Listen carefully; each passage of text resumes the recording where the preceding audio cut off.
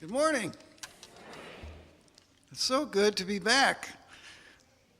Seeing this little picture of Reverend Erin's baby reminds me of a little baby I just saw, a brand new baby with a t-shirt that said, "I'm so glad to be here. I was running out of womb."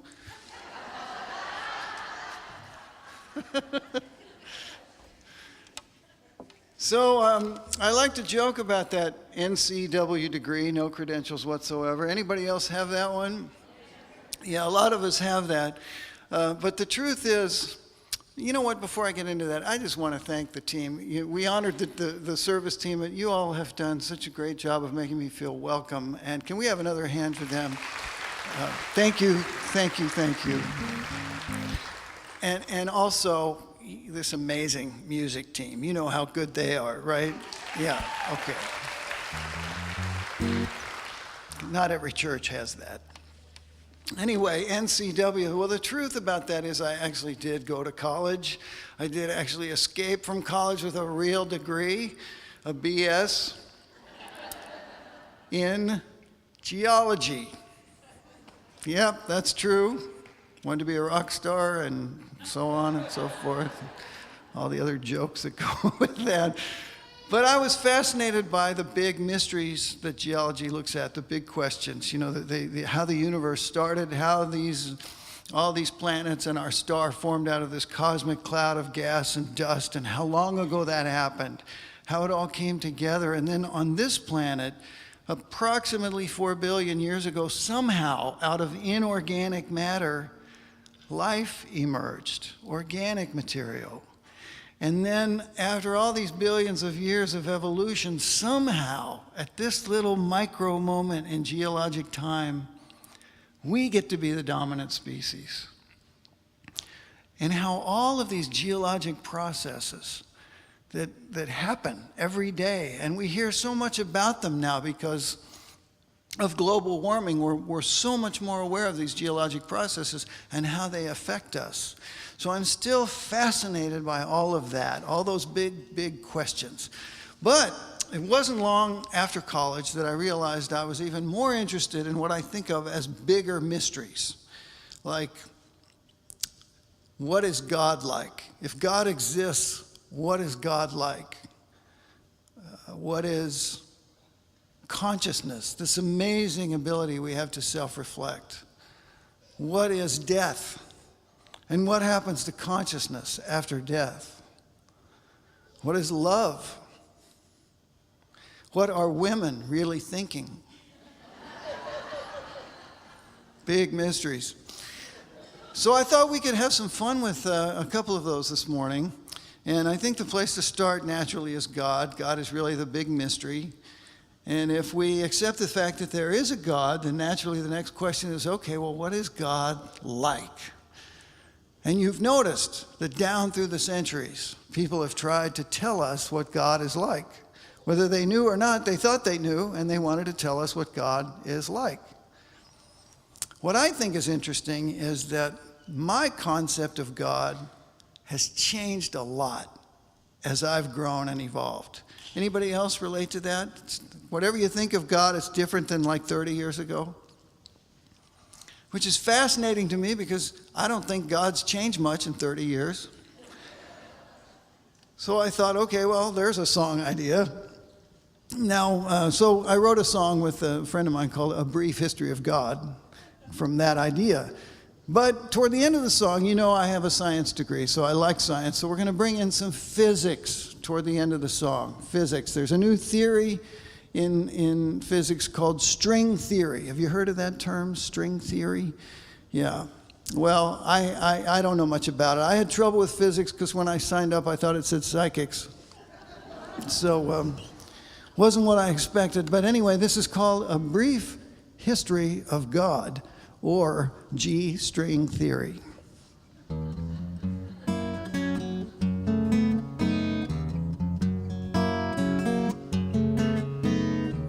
In the beginning there was lots of competition, goddesses and gods of every disposition, from merciful to mean, from laid back to hyper, and little baby gods that flew around in diapers. Animals, pranksters, destroyers, creators, flute players, lute players, nymphs and satyrs.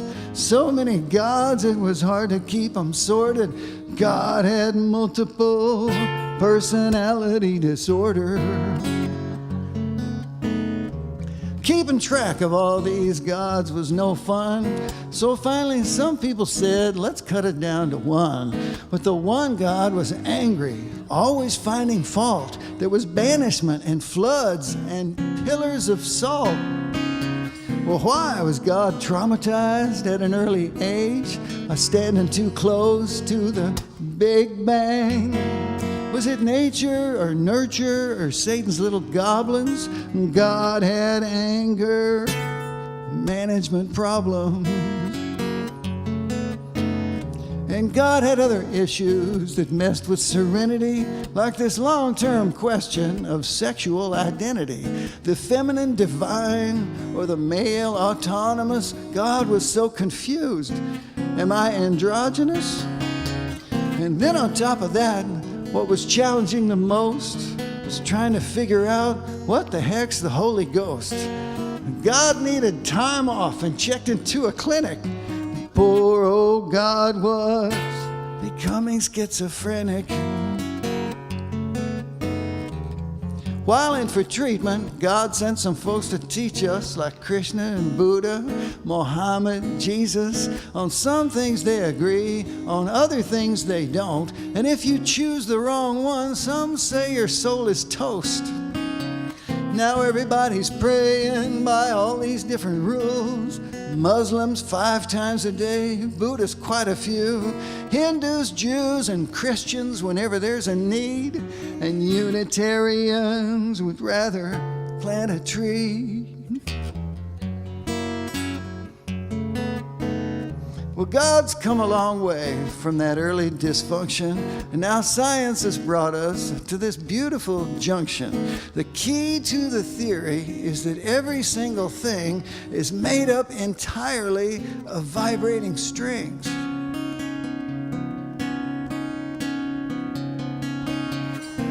Well, this is what musicians have known all along. The universe is really one big song. And there you have it, friends. That's the story so far. We're all just musical strings in God's big guitar.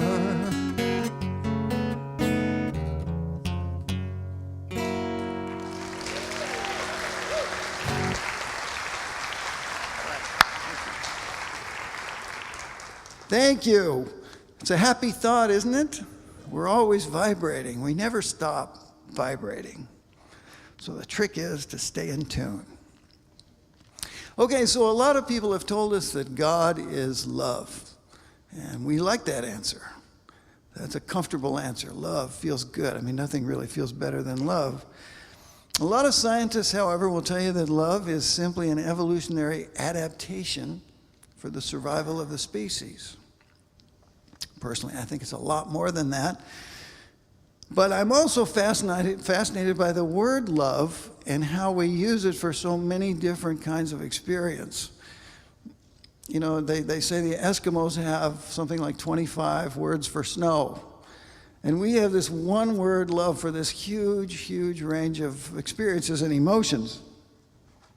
You know, we have divine love, earthly love, brotherly love, motherly love, unrequited love, unconditional love, fated love, jaded love, jealous love, physical love, mystical love, devotional love, puppy love, love at first sight, love of chocolate chip cookies, and romantic love, which I confess is still a huge mystery.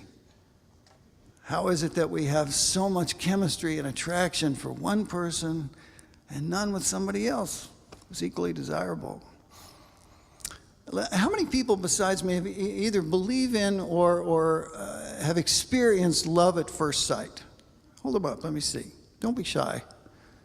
Right, so like half of us have experienced love at first sight.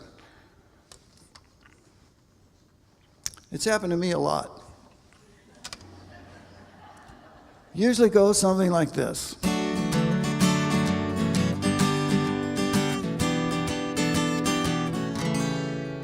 A man is riding on a train. He's heading south, it starts to rain. He sings a soft and sad refrain.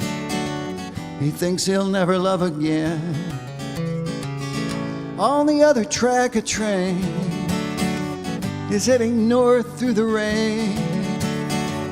A woman looks out her window pane. Her life has been a lonely game.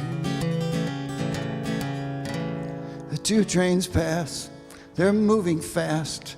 Faces flicker past. For half a beat, their two eyes meet. And instantly they both can see that they were meant to be. Yes, it happened just like that. It hit them like a thunderclap. Somehow they had seen the answer to their dreams passing on the other track. So at the next stop he gets off. A love like that must not be lost. He takes the next train heading north. He does not know she's done the same. So they pass again. For half a beat, their two eyes meet. But something's changed, it's not the same. Now they can see they were not meant to be. Well, she knew someday it would have to end. She wonders if they'll still be friends. All the plans he made all begin to fade as she disappears around the bend. He will never be the same. Deep in his heart she will remain. He looks out through the falling rain. Thinks he'll never love again. I think he's gonna love again. And again and again and again and again.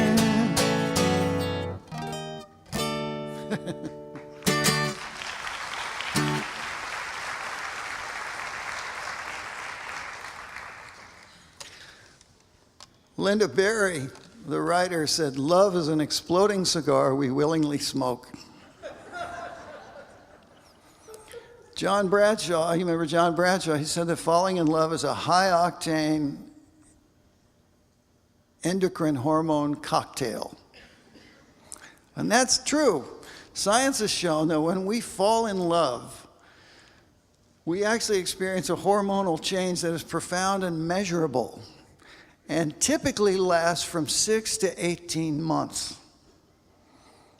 Then what happens? Well, then the hormones go back to where they were before. So falling in love, 6 to 18 months if the relationship lasts that long. But after 18 months, the relationship to continue has to be based on something other than the endocrine hormone cocktail, right? Something deeper, something more profound, something maybe even sacred. So I feel like we should at least do what the Greeks did. We should at least have two words for love. You know, they had agape for divine love. They had eros for romantic love. So that way, if you wanted to, you could say to somebody, "I agape you," and there would be no confusion.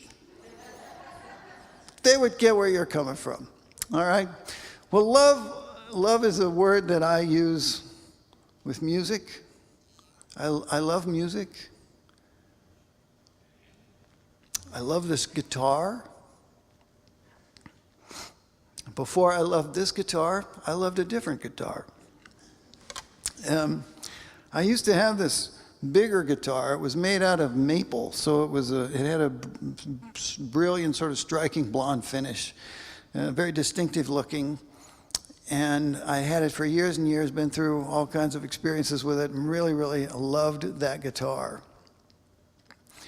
But as much as I loved that guitar, one day I started thinking I wanted a different guitar. I wanted one that fingerpicked more easily and sounded a little different acoustically. And the more I thought about it, the more I wanted a different guitar. And the more that desire to have a new guitar really grew.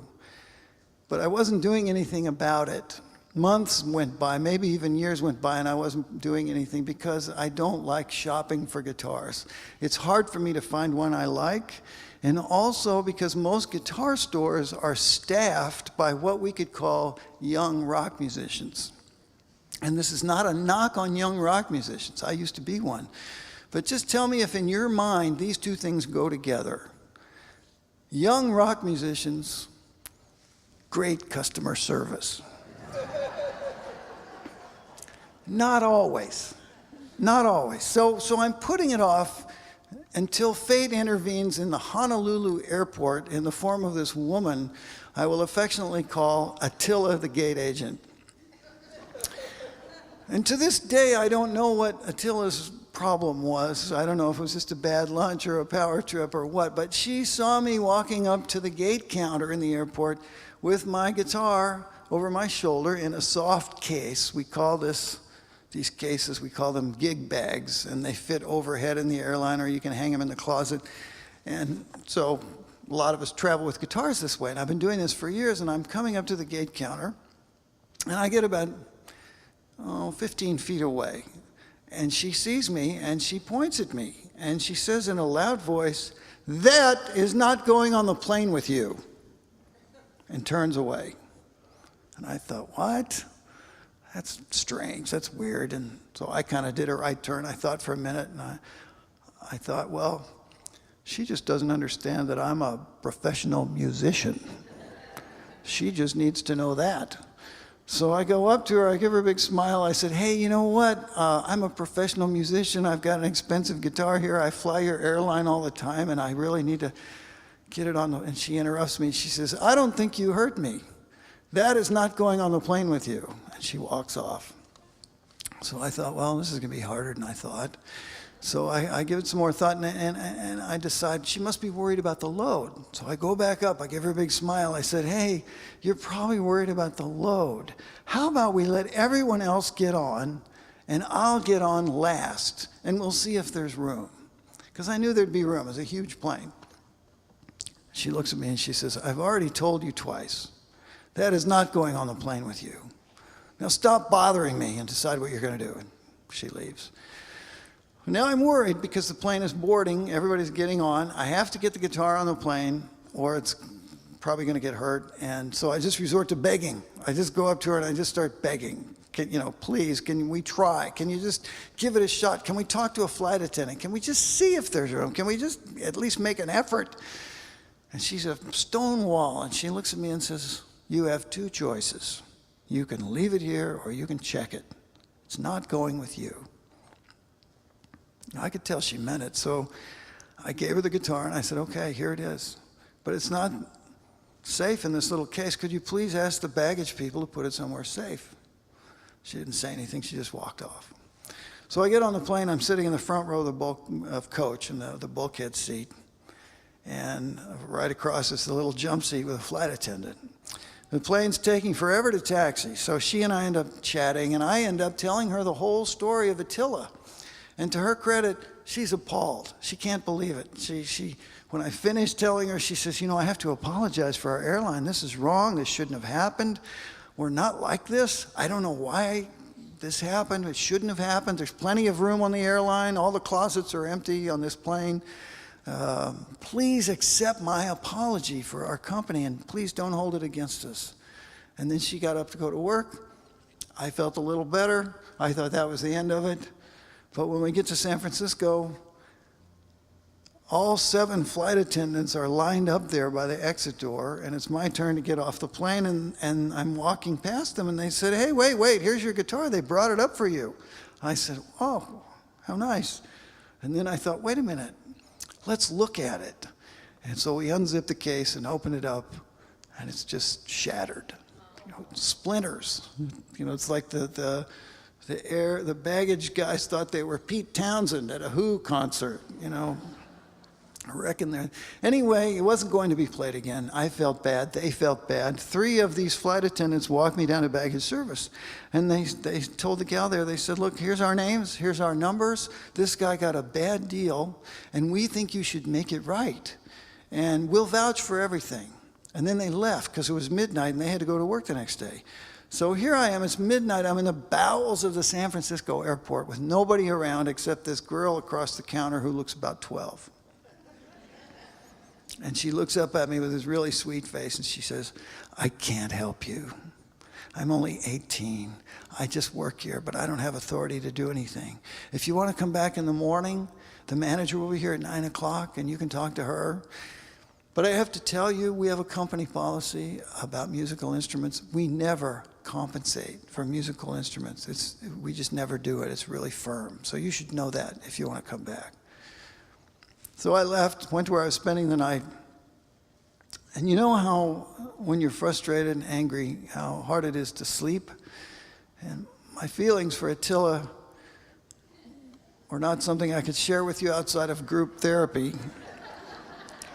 So I couldn't sleep. I got up in the morning just exhausted from that anger and that frustration. And I was driving out to the airport and I felt so bad. And finally I just prayed. I just said, God, I don't care what happens. I just want to be calm. I feel horrible. Please just be with me and help me feel calm. That's all I want, and whatever happens is fine.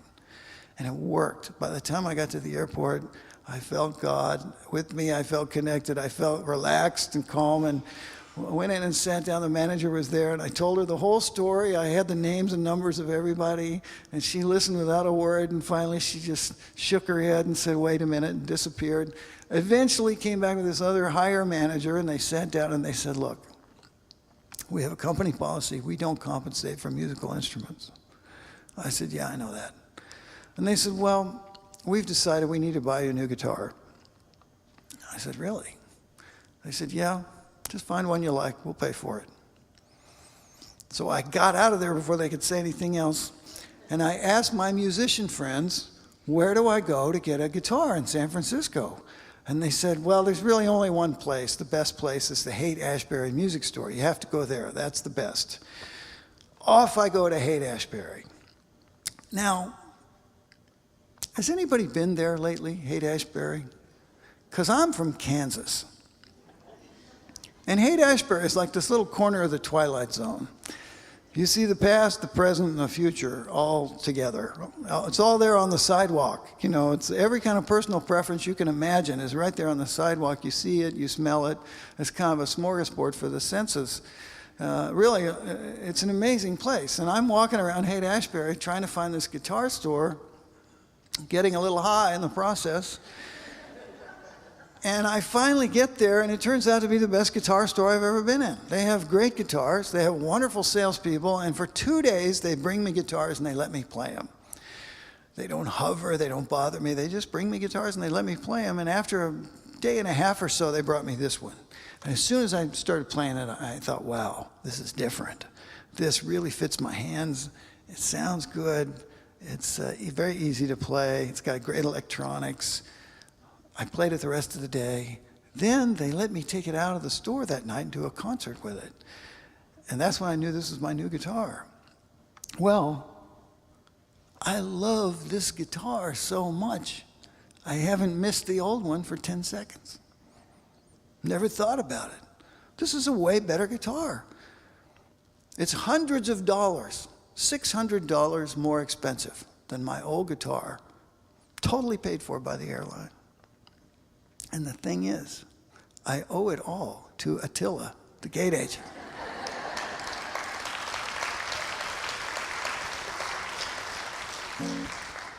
You never know who's going to turn out to be an angel in your life. They might not look like it at first. But when this happens, and I know we've all had this happen, when this happens and we start looking back and we start realizing the connections, it fills me with a sense of wonder, a sense of awe, that we could be connected in ways that we might never, ever understand. On very, very basic fundamental levels even, which I'm going to sing about later, but just to think that we're united, we're intertwined, we're connected in ways we might never understand. It's a huge mystery to me, and it fills me with wonder, a sense of awe, and I think that wonder is the key word here. Because what the best scientists and the best mystics have in common is a sense of wonder at the workings of the universe.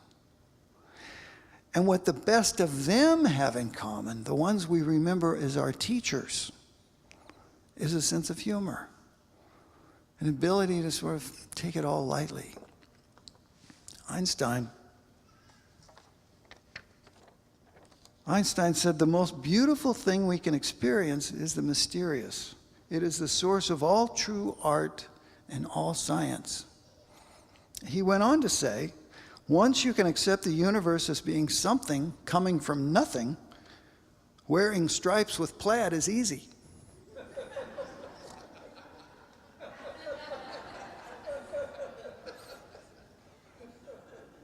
Einstein had a great sense of humor.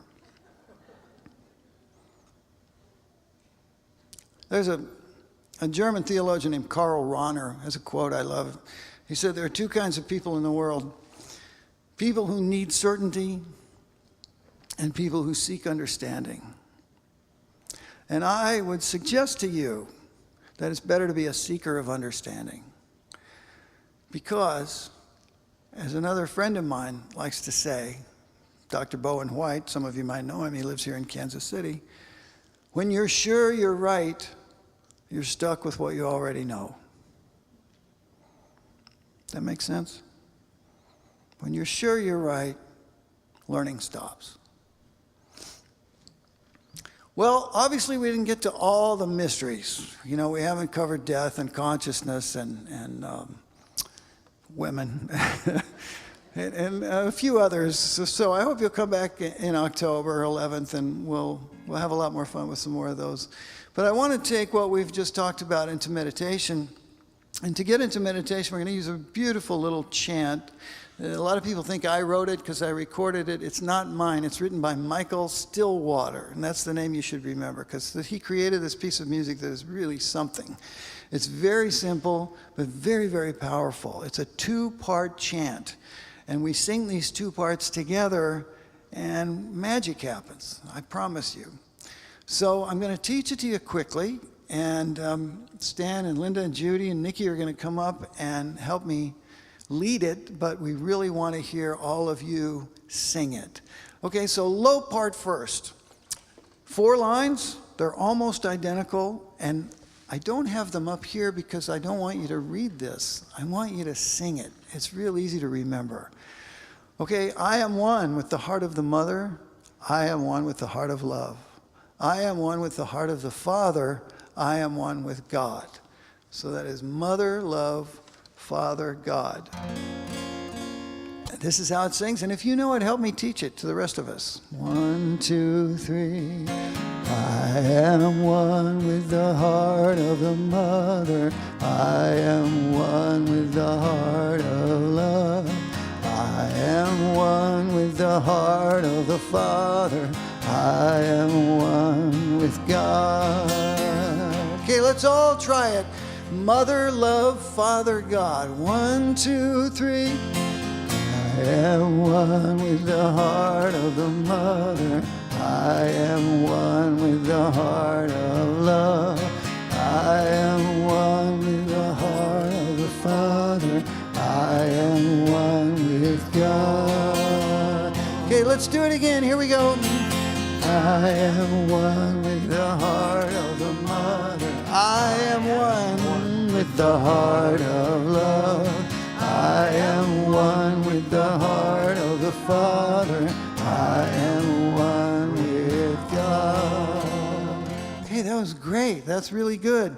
Now, there's a couple of you, I just want to say, this is actually easier with your mouth open. You know, the thing is, it's not about you singing. It's about making a sound. We're going to make a sound together that's going to be a profound sound. And if you're making the sound, then you get to take in the benefit of what we're doing. So just open up, let it out. Okay, high part, very simple. Ave Maria. And then a Greek phrase you've heard, Kyrie eleison.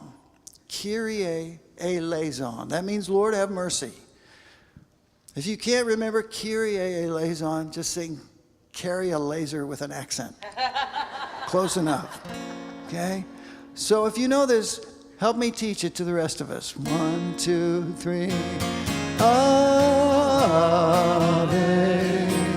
Maria, Kyrie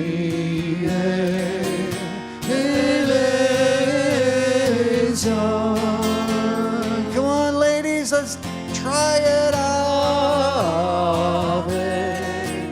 Maria. Beautiful. Kyrie eleison. Okay, one more time. Ave Maria, Kyrie eleison.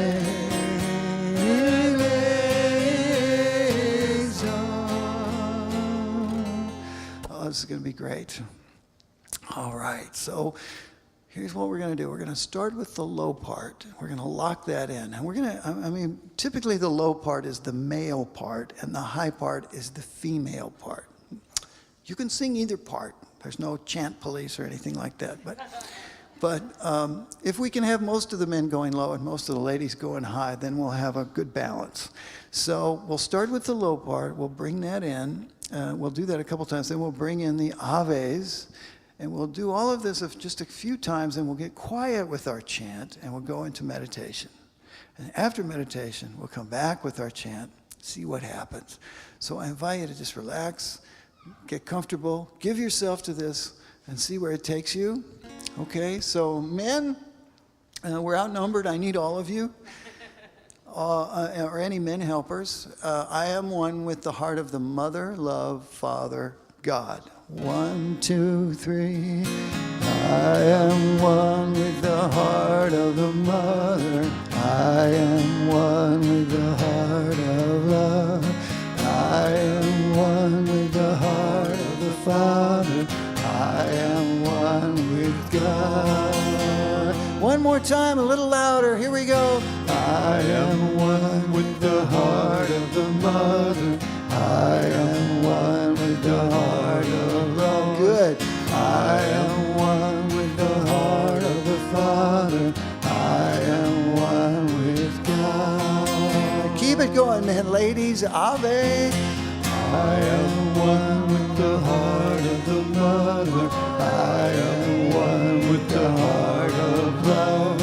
I am one with the heart of the Father. I am one with God. Good, same thing.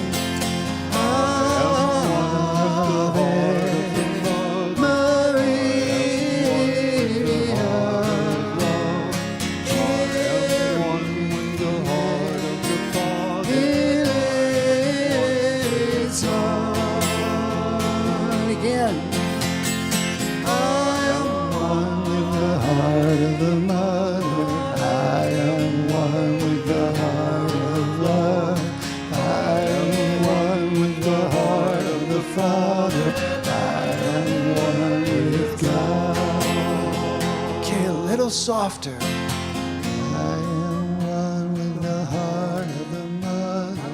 I am one with the heart of love. I am one with the heart of the Father. I am one with God. Very softly.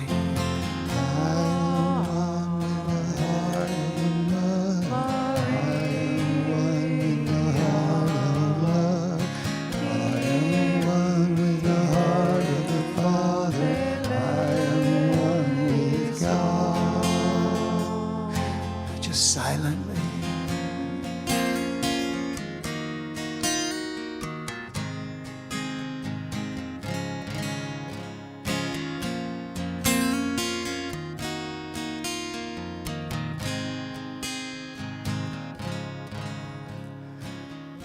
Just let your eyes close. Your body relax. Take a nice slow breath. Listen.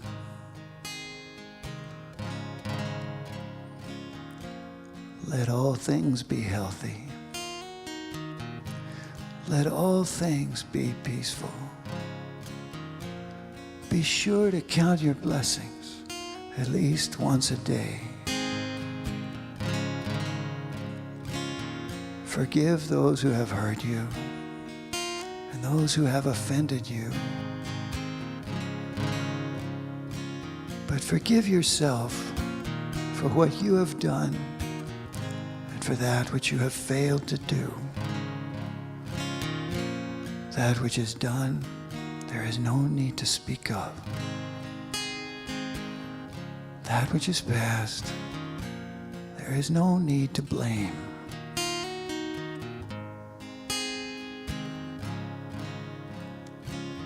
Have self-control, self-knowledge, self-respect,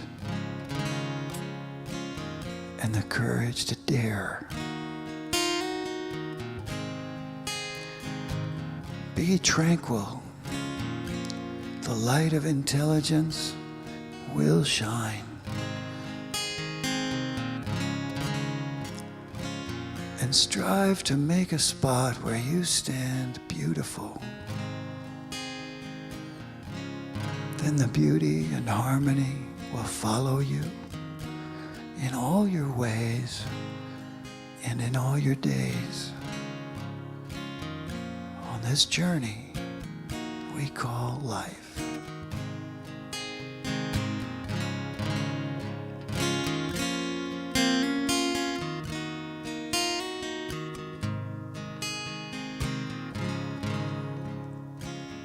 Now let's get ready to hum our parts again.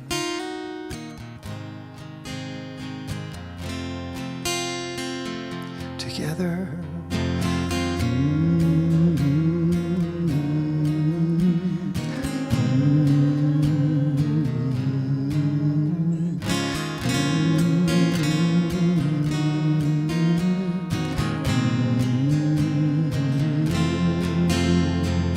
Let's sing softly. I am one with the heart of a mother. I am one with the heart of a love. I am one with the heart of a father. I am one with God. A little louder. I am one with the heart of a mother. I am one with the heart of a love. I am one with the heart of the Father. I am one with God. Okay, full voice now. I am one with the heart of the mother.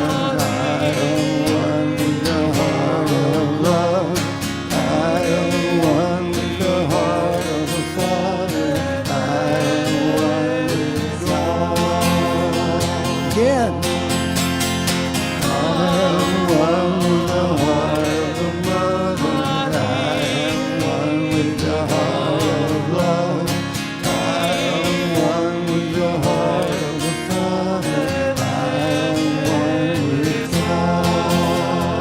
One more time, full voice. I am one with the heart of the mother. I am one with the heart of love. I am one with the heart of the Father. I am one with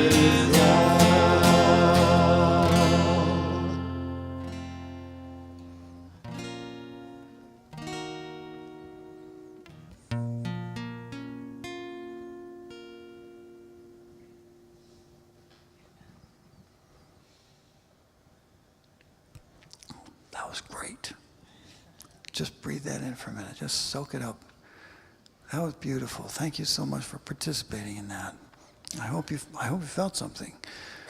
I thought it was fantastic. And I think, German scientists have shown that when we sing together, a community sings together like that, in a group, the way we actually align our brain waves in a way that's kind of profound, kind of powerful, and they stay aligned for some minutes after we finish. So I feel like now that we're all in alignment, maybe this would be a good place to stop and share our blessings and our tithes and our offerings. So I'll come back with another song to finish up, but just soak that up for a minute. Thank you.